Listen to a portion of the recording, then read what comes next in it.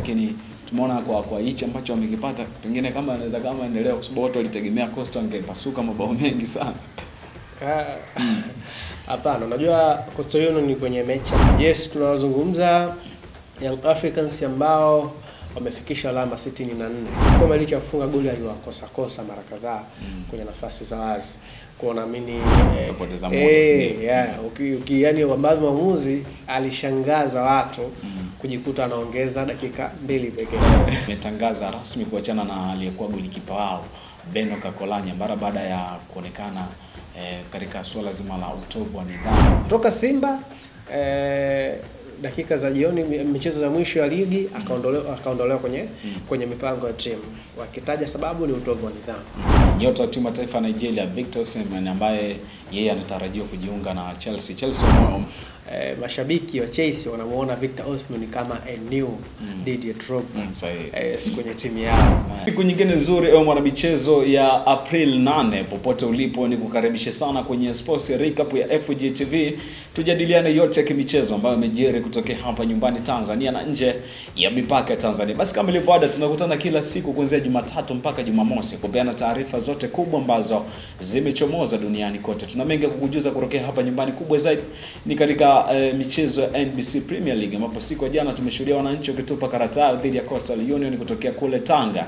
Na matokeo yako vipi? Tuko hapa kwa ajili ya kukupa matokeo yote na matukio muhimu ya mchezo huo. Lakini huko barani Ulaya pia tutagusia taarifa kuhusiana na mara baada ya kiungo wa timu ya Manchester City Kevin De Bruyne kutangaza rasmi kuachana na Manchester City katika msimu ujao.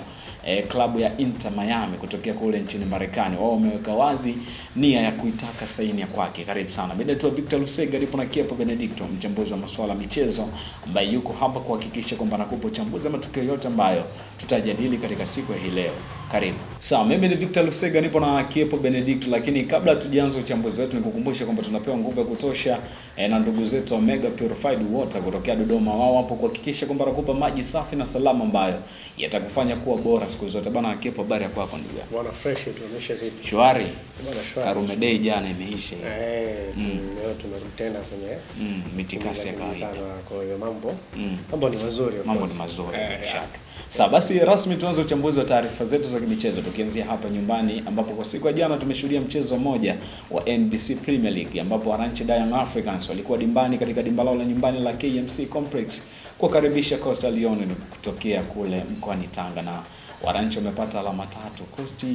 Coastal sasa game ya kwanza kwa kocha wao mpya, lakini tumeona kwa hichi ambacho wamekipata pengine kama anaweza kama endelea, kwa sababu watu walitegemea Coastal angepasuka mabao mengi sana.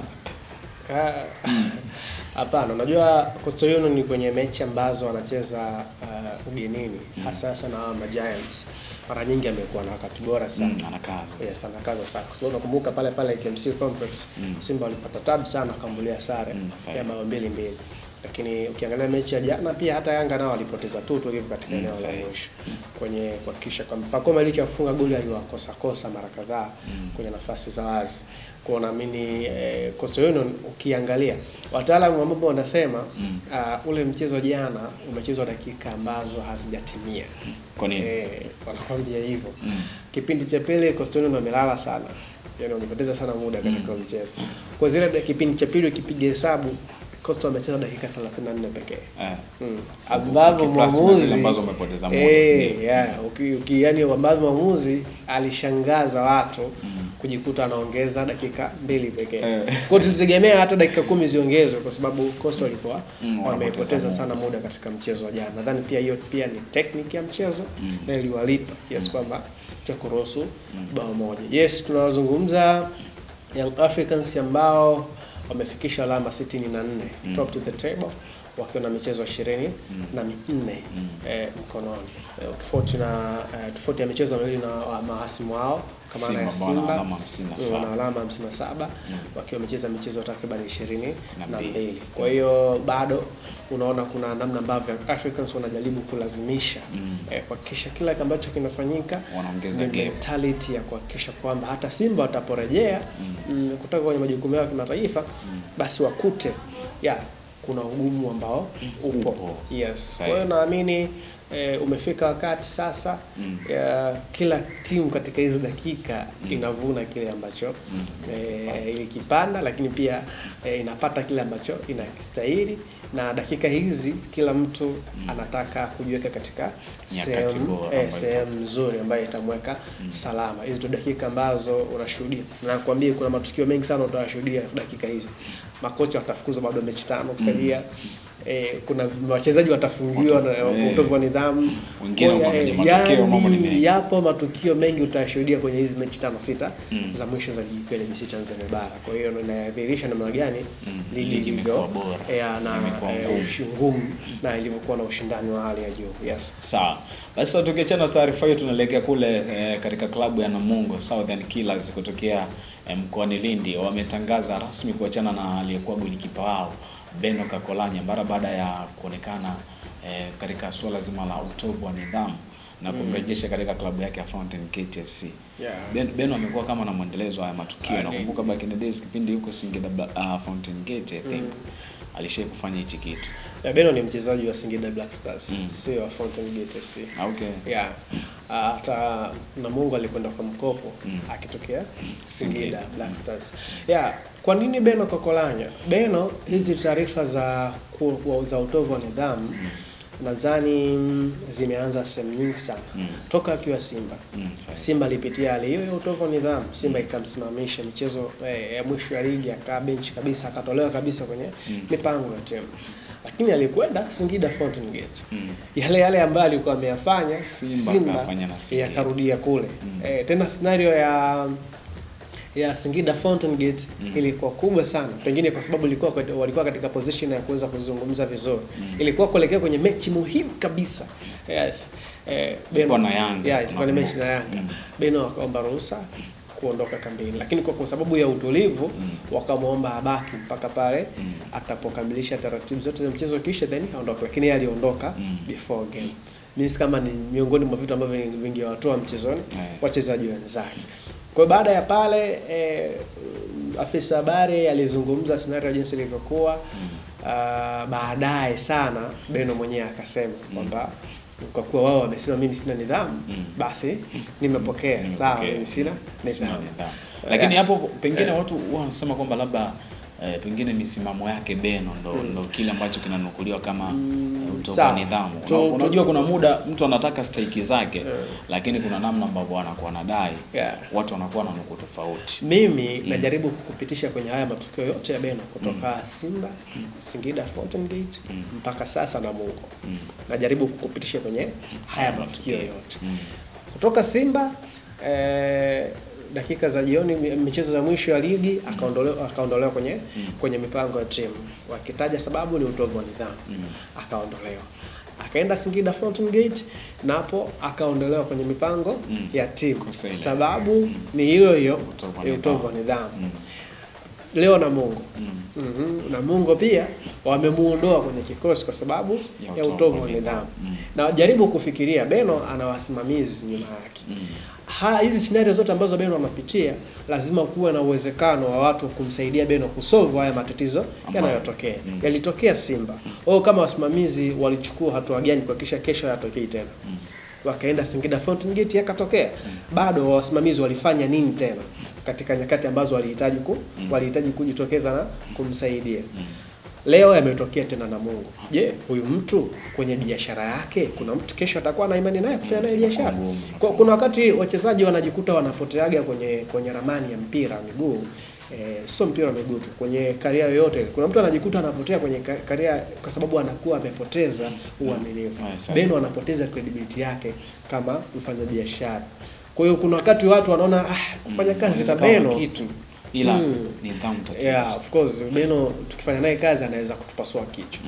Sasa bora tuachane naye tufanye maisha mengine. Kwa nadhani hata watu ambao wanamsimamia wanapaswa kumsaidia. Ile ni biashara yake. Yaani jina lake mbele ya jamii ni kitu kikubwa sana kuliko ambavyo. Yeye anaweza kusema mimi niko sahihi na dai stake zangu. Huko yani Simba ulidai stake. Singida Fountain Gate ukadai stake. Na hapa Namungo pia unadai stake. Kwa hiyo bado scenario ni zile zile. Hapa tunasema hata kama wewe ni mkosefu Lakini ukutana na watu watatu wanaambia bwana jamani mtu mwema, nimeishi naye. Huyu mbona mtu mwema? Lazima tu kuna imani itakuwepo. Lakini kila mtu anasema yule hafai, yule hafai, yule hafai. Ya nadhani Beno wanapaswa kujitathmini yeye kama mchezaji ambaye pengine wapa magolikipa wengi ambao wanamtazama yeye kama ni legend kwa sababu amehudumu kwenye vilabu vikubwa hapa nchini. Kacheza Young Africans kwa mafanikio makubwa. Kacheza Simba kwa mafanikio makubwa. Yes. Alicheza Simba kwa wakati ambao akihitajika Beno Kakolanya anakuja. Lakini amecheza national team kuna wakati katika mafanikio makubwa pia. Na nadhani kwa namna ambavyo inahitajika ili tuweze kumsaidia Beno Kakolanya pengine arudishe ile credibility yake na watu wamuamini. Yes. Sawa. Basi tumalizie na taarifa kutokea nyumbani kabla tujaenda nje ya mipaka ya Tanzania kuangazia taarifa nyingine kuelekea katika mchezo wa kombe la shirikisho barani Afrika, mchezo wa marudiano kati ya Simba dhidi ya Al Masry. Joto liko juu sana bana. Jana nilikutana na post fulani vya wazee wamechachama wanaongea bana, meneja uwanja huwa anatufanyia hujuma huyo. Wazee waliandamana kwenda Benjamin Mkapa. Wazee wako kwamba hatumtaki meneja uwanja kaonyesha hujuma za hadharani. Bwana meneja uwanja aliambiwa kwamba wewe ni mtu wa Yanga. Nilisikia jana mmoja ya mahojiano meneja Yanga, yule meneja wa uwanja aliulizwa bwana, tunaambiwa bwana wewe ni mtu wa Yanga. Unataka kuwahujumu haki michongo. Sio mambo yamefika mbali sana. Sasa kama ni meneja ambaye anahusika na Yanga, wewe unacheza na Al Masry, una wasiwasi gani? Nini ambacho atakifanya yeye na kati Yanga ambayo atakucheza? Of course huyo mtu ana connection gani na Al Masry? Kuna vitu ambavyo vinashangaza, ndo raha mpira wetu. Tunazungumza maandalizi kuelekea katika mchezo huo ambao utapigwa kesho tu. Yani ndivyo na bichi zote ni kesho. Na naona tajiri amemwaga pesa bwana. Kamwaga kibunda. Watu wakienda nusu finali kuna kibunda fulani hivi ameweka cha maana kuhakikisha kwamba anaweza kusaidia Simba kwenda hatua ya nusu finali. Yes, kwangu mimi utakuwa ni mchezo ambao Simba wanahitaji kupambana iwe kwa jasho au kwa damu. Dakika 90 ziamue yeye kwenda nusu finali. Tuliona mchezo wa kwanza kule Misri, Simba walifanya kila kitu, walipossess mpira. Waliweza ku-maintain, walimiliki mpira vizuri, lakini shida ni kwamba Al Masry walichokifanya wao ni kufanya matukio muhimu katika wakati sahihi. Yes. Mtamiliki mpira lakini sisi tutafanya matukio sahihi. Tukipata mpira tutakimbia haraka, tutapiga pasi ndefu, tutafika golini, tutascore. Nyinyi mtamiliki mpira, mkipoteza nadhani vitu kama hivi. So wakati mwingine pia najaribu kuona katika mchezo wa kesho Mwalimu Fad Davis atafanya kitu gani mbele ya Al Masry ambao wameonekana ni wazuri sana kwenye counter attack. Ni wazuri sana wanapofanya mashambulizi. Lakini pia hata kwenye turnovers pale wanaposhinda mipira wamekuwa na quick reaction. Yani hawana touch nyingi. Kwa Simba wao wanapaswa kupunguza touch nyingi uwanjani. Hata ile mechi ya Misri umeona Mpanzu walikuwa wanafanya, Kibwa alikuwa anakifanya. Yani kuna wakati unaona kuna touches nyingi ambazo hazina faida yoyote. Na mwisho wa siku unakuwa unamsaidia mpinzani kurudi katika eneo lake, then unapata ugumu mara baada ya wachezaji kuongezeka katika eneo la hatari. Kwa kwangu mimi ninaamini ipo sababu kubwa ambayo inaweza kusaidia, inaweza pia kuwasaidia Simba kuweza kufuzu kwenda katika hatua inayofuata ya mashindano kwa maana ya nusu finali ya kombe la shirikisho barani Afrika. Kwa hiyo macho yote yapo hapa na itakuwa mbaya zaidi yani kama Simba wakishindwa kwenda nusu finali. Of course itakuwa mbaya zaidi kwa sababu ukiangalia Simba ni kama wanalipa gharama za ukubwa wao kwenye haya mashindano. Nikisema hivi kwa maana gani? Simba ameshacheza robo finali nyingi sana, takriban 8 nyingi sana. Kacheza finali miaka hiyo ya 90, kacheza nusu finali miaka hiyo ya 70, umeelewa? Sasa wanahitaji kutoka huko waende watoke huko kwenye robo finali waende wakaonyesha kitu. Kwa nadhani kitu ambacho wanapambania kuweza kufanya. Kwa yote mashabiki wasiingie na matokeo uwanjani. Unajua hawa wenzetu huwa wanajua sana kucheza knockout stages.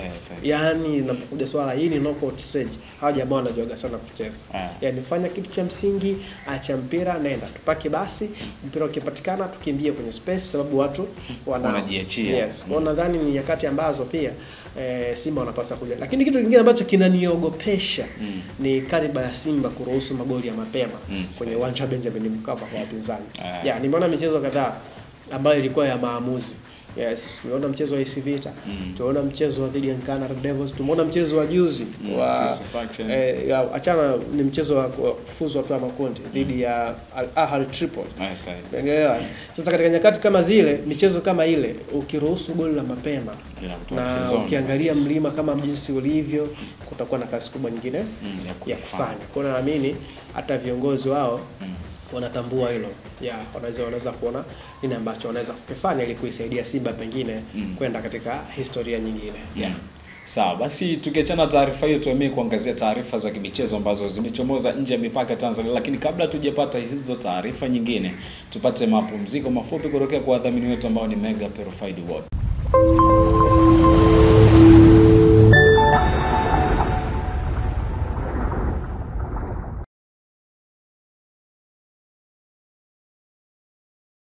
Sawa, mara baada ya mapumziko mafupi tumerejea kuangazia taarifa nyingine za kimichezo ambazo zimechomoza nje ya mipaka Tanzania. Tukielekea kule barani Ulaya, kuna taarifa kuhusiana na nyota wa klabu ya Manchester City Kevin De Bruyne ambaye ametangaza hatakuwa sehemu ya kikosi katika msimu ujao. Tumeona vigogo kutokea kule nchini Marekani, Inter Miami, wao wameweka nia hadharani ya kumtaka Kevin De Bruyne. Ni wakati sasa wa De Bruyne kwenda kucheza na Lionel Messi. Walikutana kwenye pre-season wakati msimu unaanza, walicheza mchezo wa kirafiki. Inter Miami ni miongoni mwa timu ambazo zimeinvest sana kwenye kuhakikisha wale legend au wale wachezaji ambao wana retire basi wanapata nafasi kwenda Marekani, sema ambao watu wanakwenda kupumzika. Inakuwa kama chaka fulani. Yes, chaka ambalo wanaweza kufanya kitu kizuri. Na imekuwa rahisi kwa David Beckham kuwashawishi mastaa kujiunga naye kwa sababu anasema kucheza Inter Miami au kucheza Marekani more than business. Yaani tofauti na kwamba utaenda Al Ittihad, utakwenda Al Nassr, utakwenda Al Ahly kule Saudi Arabia, lakini kucheza Marekani ni more than business. Kuna namna ambavyo watu anawashawishi wachezaji wakubwa kwenda kucheza ndani ya ardhi ile ya Marekani. Sasa wakati mwingine napata picha prime Lionel Messi na prime Kevin De Bruyne pengine wangecheza katika timu moja wangekuwa ni watu wa aina gani? Kwa sababu wote wana creativity, wote ni mafundi, lakini kwa nature ya ligi ya Marekani huenda tunaweza tukaona iko kitu ambacho tunatarajia kukiona. Kwa hiyo itakuwa ni miongoni mwa transfer bora kabisa kwa Inter Miami ambao wao wanapambana kuhakikisha wanaweza kuwa na timu ambayo inakuwa bora na inaweza kucheza mpira mkubwa ndani ya ligi ya MLS. Kwa hiyo nadhani Kevin De Bruyne ana nafasi kwangu mimi, no doubt anaweza kucheza ndani ya Inter Miami mpaka sasa, kwa sababu sidhani kama ana interest na kucheza Saudi Arabia. Na watu wengi walitegemea kwamba pengine wangemuona kule Saudi Arabia, sababu tumeona wengi wamekimbilia kule. Unajua tofauti ni kwamba kucheza Saudi Arabia, unajua zile ni siasa za mpira duniani, na ukiondoa siasa za mpira kuna politics yenyewe in general ipo kwenye mpira wa miguu. Hata Lionel Messi kucheza Marekani na Ronaldo kwenda kucheza Saudi Arabia kulikuwa na mvutano mkubwa sana. Unajua ilifika, ndio maana na kwetu wenzetu Saudi Arabia hawafiki kutoa mapesa mengi kumpata mchezaji. Lakini na Messi alichagua nini kwenda Marekani? Kwa kuna nguvu ya politics pia ambayo ilishawishi Messi arudi kucheza Marekani. Na wao wanaamini kitu kama hicho, kwa sababu unajua Saudi Arabia wanapambana kutengeneza umaarufu wa mpira wao, lakini na umaarufu pia wa nchi yao, kitu ambacho kinaweza kaathiri kwenye uchumi pia, kwa sababu wenzetu wamepiga hatua kwenye uchumi. Kwa Marekani nao pia wanajaribu kuswitch hapa kuchezesha kwamba hawa Waarabu wasitupige gap katika maeneo fulani. Kwa na mimi nina uhakika Kevin De Bruyne anaweza kucheza, ana nafasi nzuri ya kucheza Inter Miami kuliko hata Saudia. Yeah. Sawa. Basi tumalizie na taarifa mwisho kutokea huko barani Ulaya. Tumeona kuna taarifa kuhusiana na nyota wa timu ya taifa ya Nigeria Victor Osimhen ambaye yeye anatarajiwa kujiunga na Chelsea. Chelsea wameonyesha nia ya dhahiri shahiri kumtaka sasa mpaka sasa hivi. Ukiondoa nia ya Chelsea kumhitaji Victor Osimhen, tayari kuna nguvu kubwa ya legend ambao wanamshawishi. Yes, unajua mashabiki wa Chelsea wanamuona Victor Osimhen kama a new Didier Drogba kwenye timu yao. Nilimsikia Mikel Obi anazungumza juu ya Victor Osimhen kujiunga na timu yao. Anasema anaamini kwamba Osimhen ni new Didier Drogba ambaye atacheza ndani ya Chelsea. Atakwenda kufanya kile ambacho legend huyu Drogba alikifanya. Yes, kwa wao wanaamini Victor Osimhen ana chaguo kubwa la kucheza ndani ya Chelsea. Na bahati nzuri Chelsea wamekuwa na bahati au wamekuwa na bondi nzuri na wachezaji kutoka bara Afrika. Na kitu ambacho nakipendaka sana kwa Chelsea, wamekuwa ni watu ambao wanaamini sana wanaamini sana watu weusi na wamekuwa wakiwalipa kile ambacho wanakiamini. Kwa hiyo ninaamini hata yeye Osimhen mara kadhaa ameshakutana na Didier Drogba, amezungumza mengi sana. Tunamzungumza Mikel Obi ambaye ana historia pia kupita Chelsea. Kwa hiyo yeye pia anafahamu namna ambavyo hali jinsi ilivyo. Anakwenda kumaliza muda wake wa mkopo ndani ya Uturuki. Bila shaka atakuwa free kujoin Chelsea na atakwenda katika wakati ambao anakwenda kama ni first choice kwenye klabu ya Chelsea. Kwa sababu ukiangalia ile attacking line ya Chelsea hakuna striker ambaye ana hiyo quality ya kumshinda Victor Osimhen. Kuko ameshindwa kuprove. Jackson naye bado ni maji kupwa, maji kujaa. Lakini Victor Osimhen inaenda kuwa ni class ambayo pengine Chelsea walihitaji zaidi katika eneo lao la kushambulia. Kwa ngoja tuone huenda hii transfer window inayokuja itakuwa busy sana. Watu wakivutana mashati kuhakikisha kwamba wananasa saini. Umeona hata Hansi Flick mwanzoni Baka alitaka kumshawishi amsaini Nico Williams. Sasa amewaambia kwamba anamhitaji Nico Williams kwenye timu. Kwa angalia ile combination ya Mal na Nico kwenye national team. What if ikaja kuwa combined kwenye mkate basi. Sijui mbona kitu kama hicho. Kwa nadhani Baka nao pia wanajaribu kuhakikisha kama wanaweza kufanikiwa kwenye move ya move ya Nico Williams. Kwa hiyo this time around transfer window iko busy sana. Ni ya moto sana. Sawa, basi na kwa taarifa una chochote cha kumalizia ndugu? Chochote cha kumalizia. Watu wasahau kupita pale kwa Mega pale mipango pale. Ukifika mipango karibu na ile hoteli ya Lekima. Ukifika maeneo yale uliza tu Mega purified drinking water ni wapi. Utapelekwa kwenye ile station kubwa ya maji safi na salama. Kwa hiyo utachagua tu unaondoka na lita ngapi. Unajipimia mwenyewe then mambo yanakuwa barabara kabisa.